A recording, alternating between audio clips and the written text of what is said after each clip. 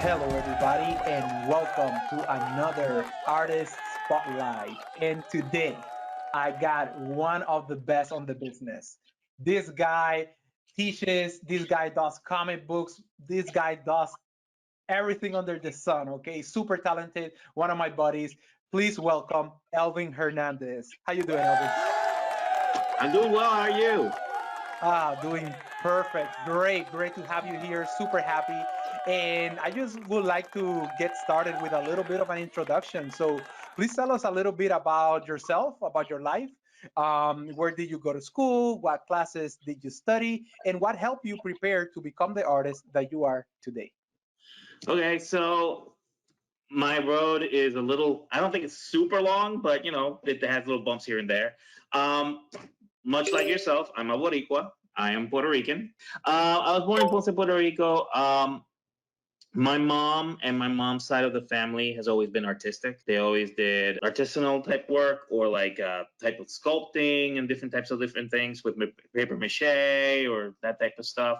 My mom used to be a painter. My aunts kind of work in different things. So I always kind of had a little bit of art in my house. And then from my dad's side, my grandfather was an architect. So even in that realm, there was a little bit of art at home. I mean, having said all that, the biggest influence to get me started on drawing, and yes, the creativity from my family was really important. Comic books, comic books, comic books, comic books. There were Yeah. comic books all over the place when I was a kid. When I first started buying comic books, there were only Spanish translations for DC comics that I could find. They were about yay size digests. Like you could buy a comic and have like a Green Lantern, Green Arrow story from like the 70s from Neil Adams and Denny O'Neil. And then in the same book, you had like a Golden Age Superman story. So you would get a little bit of a taste of everything. But then that actually got me motivated to learning how to read. Then I learned how to read in English. And then once that the floodgates opened and I just fell in love with comics. And that and probably the Christopher Reeve Superman movies. And yes, Star Wars. All that stuff that was happening beginning of what today is franchise media, I guess is what you would call it now, that influenced me towards really being in love first with superheroes and those type of characters, eventually really with the language of comics. The panel placements, the gutter spaces, the way you could tell stories with like playing with time in terms of panels. Like you could literally make one panel daylight and one panel nighttime. And if you do it just right, it makes complete sense. So I got into all of that, and I always wanted to be an artist in sequential art. I didn't even know the term sequential art. I just kind of, that's what I wanted to do. But my dad told me that I was going to start like many parents in the history of art. So I went to school in the Inter-American University of Puerto Rico for fine arts and for commercial administration, which couldn't be more separate, but actually served me really well later on in life. I ended up doing a dual major so that once I went for my master's in sequential at SCAD over in Savannah, Georgia, I had a little bit of knowledge of the artistic side and I just had to learn more of the storytelling, but I had more of a knowledge of the business side of like contract work and like accounting type stuff that really artists should learn really early, because if you're going into an industry that's connected with freelancing, that Right. keeping your own books, learning how to read a contract, learning about copyright law and all that stuff, that's That's kind of important. yeah, especially Kind of. these days where like all of that stuff can make the difference between I'm a bazillionaire and oh my goodness, all of my creations were stolen. To talk a little bit about what motivated me to be an artist, honestly, just the language of comics. And I grew up in that 80s period where like cartoons were just these big advertisement for toys. So Right. so all of that worked on me because started drawing like crazy GI Joe and Transformers and all that. I was gonna say Hasbro. That sounded like Oh my goodness. It still rules my life. Hasbro. It wasn't until I got to college that I realized that what I really liked was the panel to panel storytelling, the storyboarding aspect of it a lot more. Okay. The character movements and actually having characters react and act on paper, that's the coolest part. So that's really one of the things that really got me going in terms of artistic growth. And then after that, I applied my skills as a freelance artist, and so I've also been an educator for the last 15 years.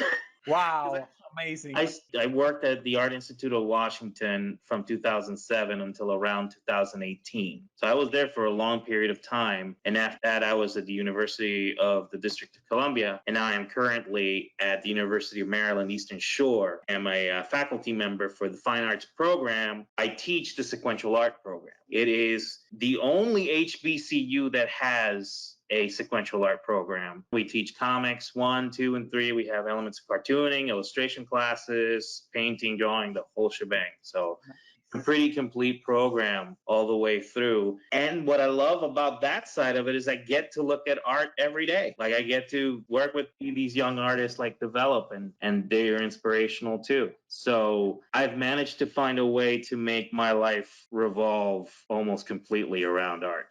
Oh man, that's the dream right there. Yeah. It's beautiful because that keeps you not only creative but also motivated to keep going because you're seeing what other people are doing, and then you certainly want to jump in and be like, okay, I gotta pump my work too, you know. So that's awesome. What? And you learn so much from the kids. Like they're doing certain things. Like what you teach is like techniques and methodology, which is universal, and just the ways that you can do work. But when they tackle stuff in the classroom and they show their solutions, you suddenly go like, whoa, how did you do that? And then suddenly like everybody enters into that conversation. Suddenly everybody kind of grows a little bit more as an artist. Absolutely. And now that we're on the subject, me personally, I went into teaching because of that one thing that you just mentioned just now. Just being surrounded by art, by people who want to do art, it was extremely motivating to me. And I gotta say, there was no way I will be able to push as much as I do my art skill if it wasn't because I'm a teacher and I'm constantly surrounded by it. It makes you hungry. It makes you Yeah. hungry. You want to go home and work on it a little bit more. And talking about going home and Mhm. working, I would like you to talk to us a little bit about your creative process. What's Mhm. a day in Elvin's Hernandez life looks like? Talk to us about it. Normally, if I'm doing some work, I get a lot more stuff done at night. It doesn't work out so much in the sense of like learning the discipline to go to bed.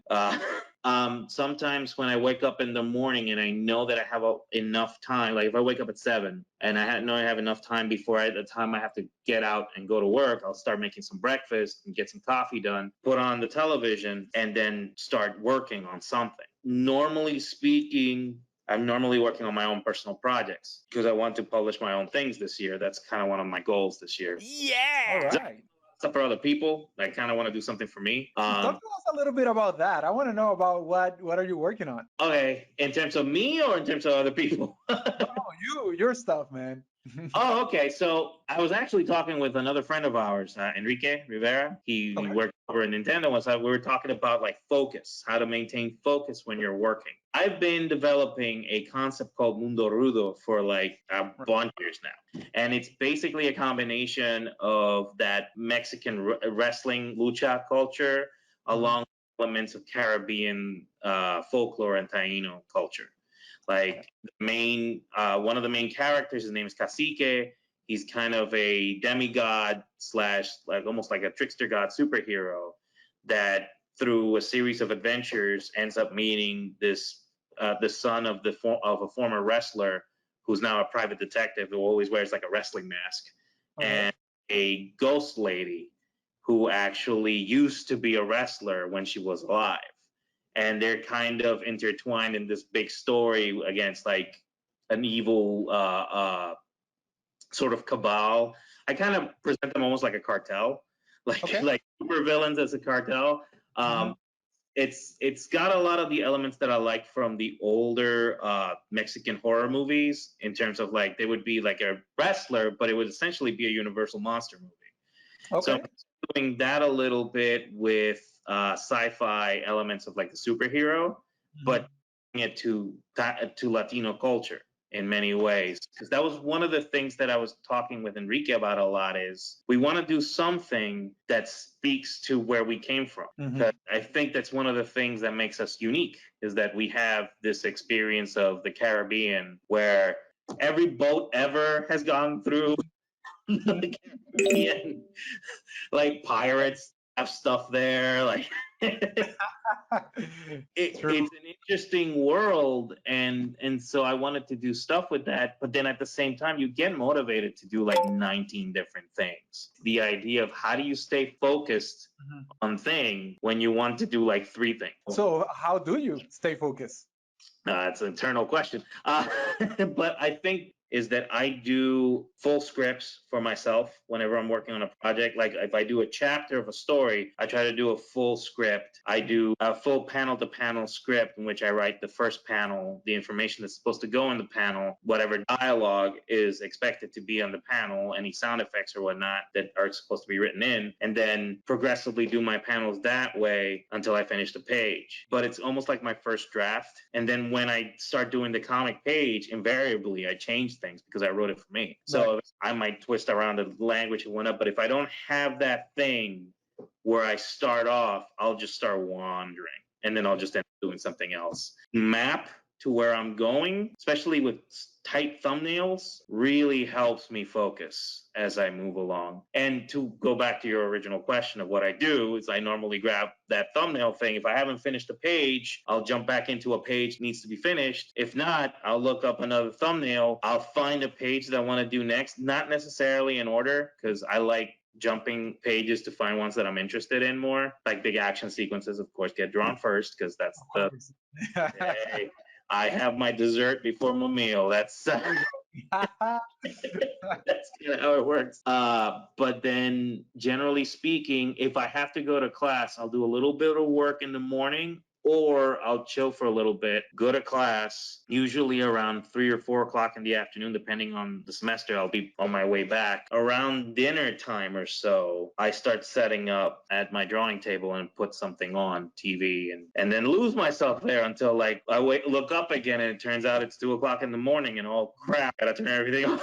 Great, man. Thank you so much for sharing that because I know that big part of what we do is that hustle. Not only we have our daytime job, which is teaching, but during the night we're like freaking superheroes, man. We Yeah. we, we need to put on our cowl and start drawing. That's what we do all night long. Very good. Awesome. Ironically, we don't take off our glasses though, because then we can't do There we it. go. Yeah, no, there's glasses included.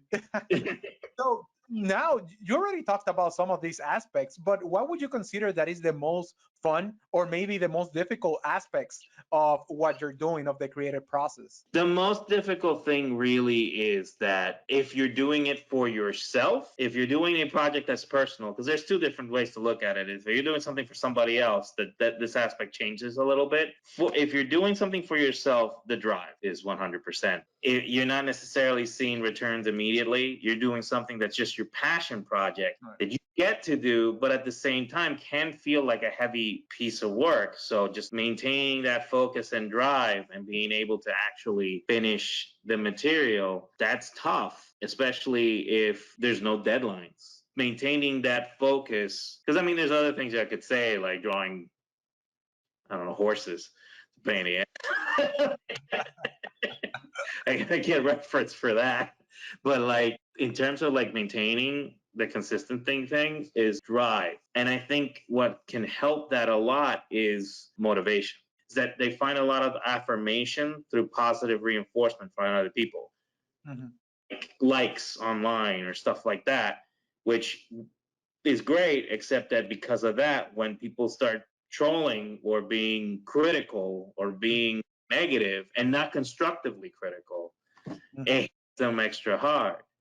Right. And the only real response to that is making the work be the joy, right? Like Mhm. not necessarily taking into account that being gracious with accolades, but not making the accolades or even the fame or whatnot be the central goal, but rather Yep. getting to do the work be the Mhm. goal. No, exactly right. And I think that Mhm. how the family is most of the time, they're very supportive and they're like, oh, yeah, it looks great. But it's not up until you ask somebody that really knows who can provide you very good feedback is that you really grow as an artist. Yeah, and also the first times you get noticed in your household might be, hey, you do this, I'll put it in the fridge, like stuff like that. So already you connect art with approval. Next time you get somebody to actually tell you this isn't working, this is your your proportions are all off, and that's not how a building works. And then everybody inevitably takes it personally because that's what happens. We get trained at the beginning. You should grow. I would suggest to everybody to grow up Latino because parents will start breaking you down later on with regards to like, are you still drawing? What are you doing? But my parents were pretty supportive. But like the idea of divorcing yourself from your art and making your art just the process be the joy. If you get to the destination, that's cool. But making the art be the joy is kind of the big thing. And if you're working for somebody else, there depends because you sometimes may get an assignment that you need the cash. You may not be as motivated to do it as you might. Let's talk a little bit about that now that you brought up the subject, because I am interested how you handle that. Because again, a lot of our followers, they might be aspiring artists. They might be a little bit nervous to jump in that first gig. What are some words that maybe you can, or some experiences that you can share with us? First gig. Well, here's the thing. When you're doing your first gigs, instinct is to devalue yourself a little bit, and you want to be careful with that because at the beginning, a certain amount of money might sound excellent. I'm getting paid to do something that's awesome. In the middle of it, and you realize that you already spent the money, and you're like, oh, and I still gotta, and this is tough. So you got to basically quantify a little bit more what it is that you want to do. I usually bring up gallery prices, which is kind of like if you want to make, let's say you did an art piece and you want to make them throw a number like $225 from the art piece. You charge $250, and then you negotiate to $230. Walked out with what you wanted, plus the person thinks they got a deal. Like you kind of balance it out a little bit more. Sometimes in your first job, you don't get that chance just to know that what it is that you were valued in terms of, and read contracts. They'll make contracts really difficult for you to read so that you don't read them. That's a tactic. That's meant to be that way. The biggest thing I tell my kids is every contract benefits the person that wrote it. If somebody's giving you a contract, read it and don't be afraid to say, this part here doesn't quite work for me and this part here is not quite there. It's like, wait a minute. And don't be vague in those terms, especially the ones that talk about how you get paid. If there's terminology that's vague there, you want that fixed fast. And then in terms of motivation, that's a toughie because that has to come from you. But in all honesty, if you're trying to create a name for yourself and you're trying to put yourself out there, if you commit to a job, you need to see it through with regards to any type of contract work that you picked up. I can tell you from experience, good and bad. I've succeeded at that and I've failed at that when I was younger. Big thing that I'll tell you is that the industry is small and word travels fast. Want to maintain a reputation towards yourself, take projects that you know that you're going to be able to finish and also be clear as to what your worth is. Don't get so hungry that you pick something, no way of knowing how you're going to finish. Right. Yeah. And suddenly you've taken the money, but you're like, you're gonna either have to do it and force yourself to do it, or the worst thing ever, give the money back, which that might be tough too. So the biggest thing is if you're an artist, and this is the hardest thing in the world for artists to do because we tend to be free flowing, is maintain an agenda, maintain a schedule. So when things are due, especially if you can get clear deadlines from your client, that's always great. Mm-hmm. If you're like me, if somebody says to me, give it to me whenever, you're not getting it until you tell me when you need it. Because I'll spend time with other things. Double-edged sword right there. Yeah, it's like, I got all the time in the world. You ain't getting it. That's not what they meant. They meant they needed that yesterday. That's what they really meant by saying that.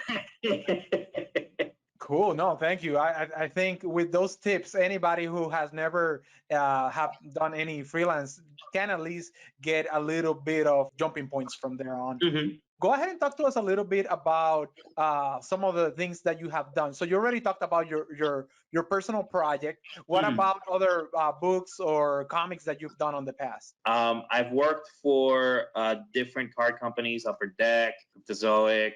Right now, our Parks is another one that I'm working on. Tops for the Mars Attack sets. I've done properties and connected to DC and Marvel and FX and stuff like that. In terms of larger projects, I have two books. One is pending, that's still in reserve. Last year, I was contracted to write a book on drawing superheroes for children, which is more children a book geared more to a younger audience. That one still doesn't have a release date, so I can't talk too much about it. Okay.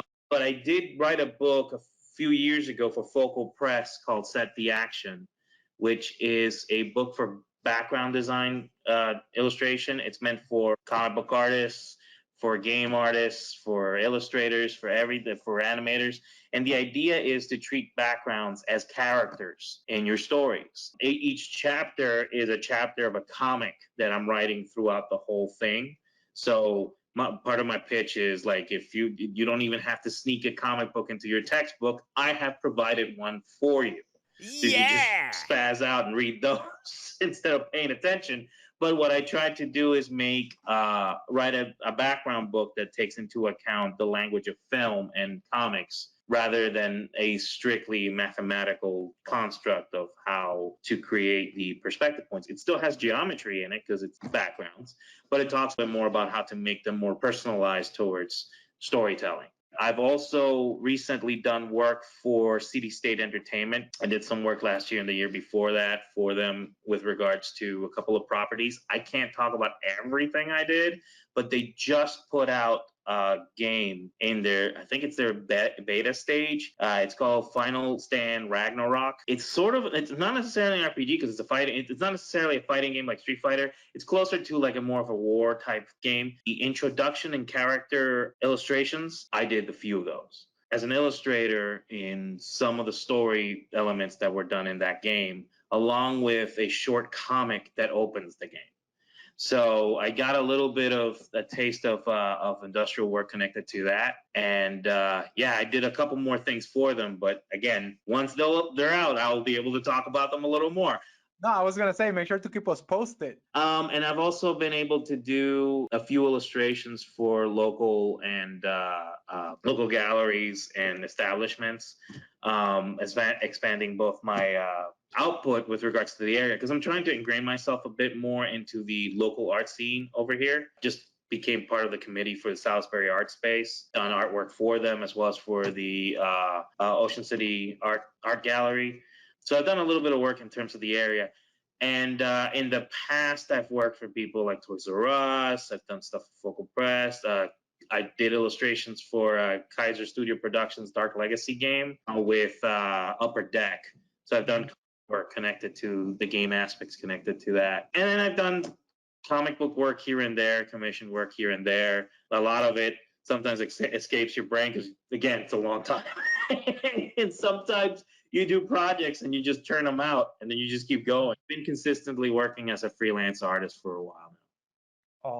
Awesome. So that's fantastic, Elvin. Thank you so much. I think we still have two more questions, but Sure. we're almost there. This is What about maybe a word of wisdom for any aspiring artists? Any tips you can give them? In general, the biggest one's patience. The world has kind of dictated that things have to be immediate or else you failed. That's not true, especially not for artists. Sometimes it takes a while for the ball to roll forward. Sometimes certain people get breaks immediately. Some people have to take time to develop their work. A lot of times it just takes patience and it takes commitment to your craft. As you do that, because that's easier said than done, also find things within your craft that make you fall in love with it again. Like I said before, make the making of it more of a joy than the accolades you get from it. Because if you tie the accolades and the positive too closely to how much you love your work, the negatives might affect you more. So if you make it more about the work and you make it more about your production and what you love to do, accolades will come, and be gracious. And I'm not saying that brush them off, because then you're a jerk. Don't be that. But definitely take them as what they are, which is something nice that someone said about your work. Thank you very much. Don't crave it to the point where it becomes the point of your work. That might be a little bit too heavy. Excellent, excellent. And I think the very last one is, how can people contact you if they have questions? Any social media that you constantly use? Yes, I do a lot of Instagram. Like, that's the one place where I really put my stuff up. It's EA Hernandez _art and on Instagram. But you can also contact them directly at eahernandez75@gmail.com. I do work a lot on that. You can see some of my work at the UMES site for the University of Maryland Eastern Shore. If you go into the sequential arts section, or the fine arts section, and you go into faculty, you'll find some work from me. And I'm actually preparing to do a little bit of work to beef up both my section as well as the sequential art section in general. With regards to more work that I produce, mostly it's my Instagram. I have a DeviantArt account, but I really don't go to it. And I've done most of my social media work through there. So that's the main point right now where you can contact me.